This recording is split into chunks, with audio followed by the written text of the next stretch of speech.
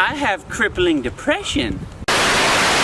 Hola, patrons of Internetville! My name is Shannon, your mystical merrymaker, and this video has been a long time coming, even if short. Ooh.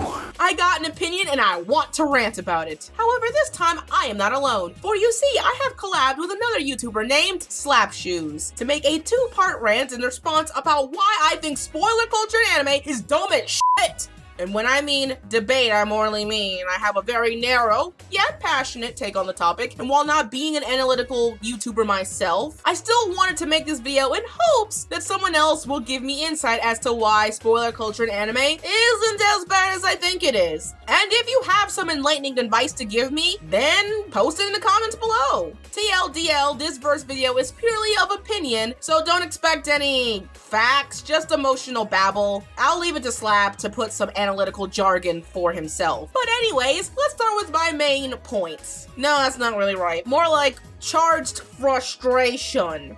Number one, I think spoiler culture in anime is dumb because an anime's tendency to derive from the original source material can make the level of spoilage unpredictable. Say you're an anime-only watcher to your favorite drama, right? And the manga for that drama is like 10 volumes in, with the anime run only covering the first 4. Not only would you have to worry about spoilage for the ending of that given arc, but someone could just slap in the comments about this and that, way beyond that point, which could cause its own firestorm. One remedy I see for this is the case of the anime making its own original storyline or having its own original ending, but that is trumped with someone simply stating, "Oh, this adaptation sucks because in the manga, character A, big spoiler here, ergo, you should read the manga instead, it's so much better." This always came to me as frustrating. And yes, it's a common fact in anime and in media in general that people will spoil things because they do. But the unpredictable nature of what spoiler or when that spoiler happens, it's just something you'll be out of the loop of if you haven't read that certain type of material. Say you're watching a Raga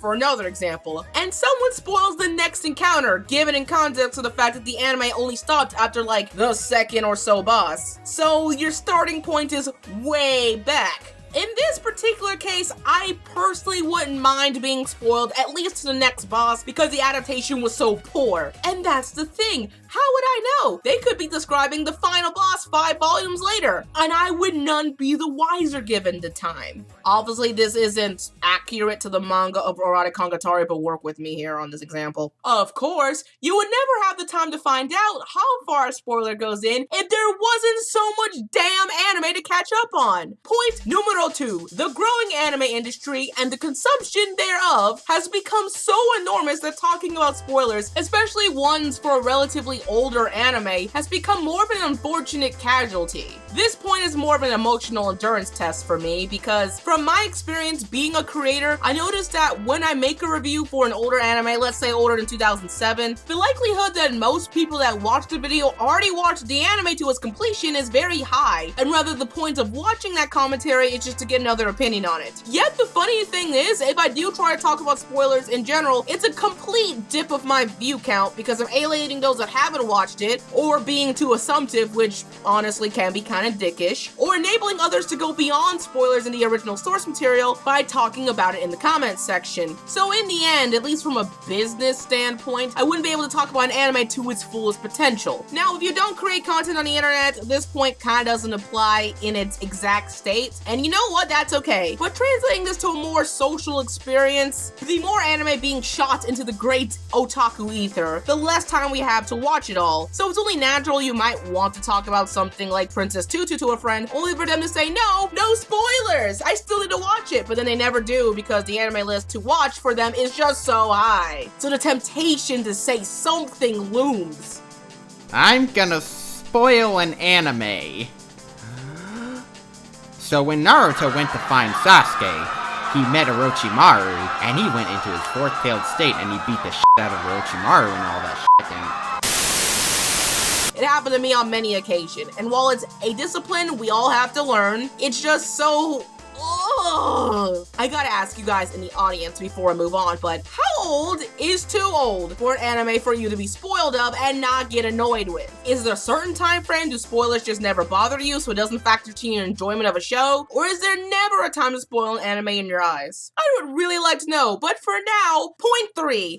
Depending on the individual anime's legacy, you might never be able to really talk about it with certain people, aka spoilers in the face of shonen battle anime. Say you or a friend hasn't seen the likes of One Piece, Naruto, Fairy Tail, Bleach, and so on, and you're all on some road trip to a convention. 2 of you are up to date, but the others can't really join in on the conversation because they aren't that far in yet. And there's this awkward pause of whether to just have a conversation to yourselves or have the others who aren't there yet blast some music in their headphones, you know, that kind of scene. That situation is so aggravating to me, yet confusing. I wouldn't say I would applaud the people that would just spoil in the car for no reason, but like you just kind of feel left out also because it kind of just forces you to, hey, if you're not caught up, you're kind of a dork. And I'm like, Or, you know, you could just talk about another anime that really has no spoilers, or just talk about that point in the anime everybody's kind of already seen. That would solve it a little bit, but dang, I just don't like being confined like that. But I'll admit, maybe this particular point in this video is more of a real place to vent out pretty much anything. But this whole video is essentially venting, so that's besides the point. Conclusively, I know this argument has various counterpoints, like how everyone's tolerance for anime culture is different, and that these scenarios are transferable to other forms of media, but damn! I just don't like the constant risk of spoiling things in a medium being overblown more and more every day. Yeah, maybe that's really probably it. I have to say though, I do feel better that I made this video. It got a lot off my chest. And given how small this video actually came out to be, I have hope that my outlook can be reevaluated with the right push. For now, my sentiments will stay as they are. Spoiler culture in my eyes for anime is dumb. Like the rock in the parking lot thinking it can drive.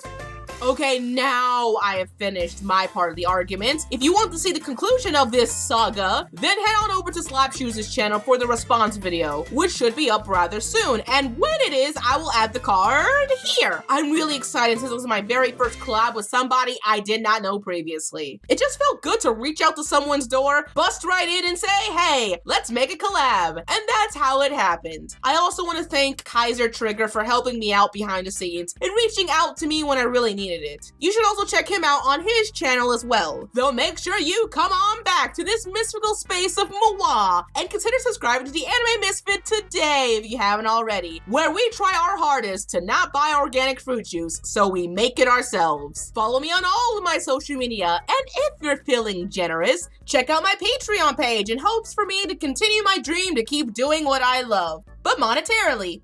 So yeah, this time I want to end it on something more spacey. Kind of bring the tone to such a rant, but you know what? I have an idea. Hey Kaiser, how about hooking me up with something good and random?